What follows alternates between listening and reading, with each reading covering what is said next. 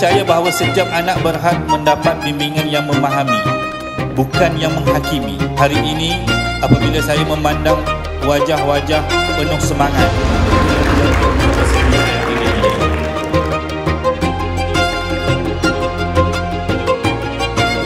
kita silakan. Dua.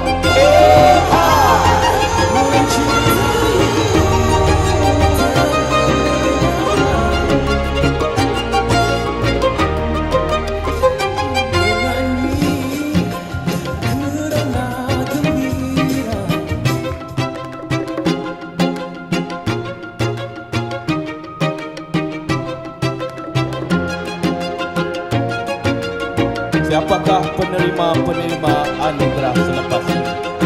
Dan itu dia, kita saksikan anugerah Home Excellence Award 2025.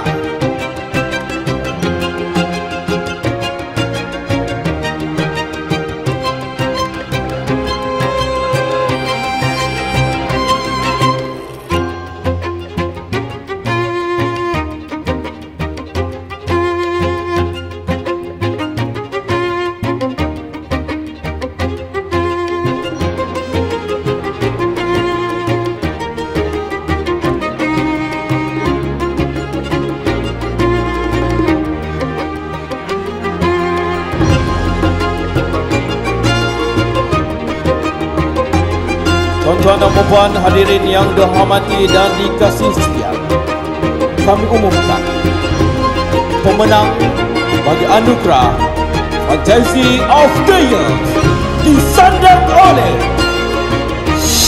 Wailan Syafiq bin Baharudin Home Tanjung Putih.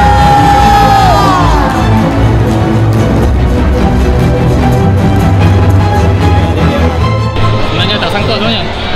Pandai tim Matthew sembunyi dia punya kemenangan ni, keputusan ni.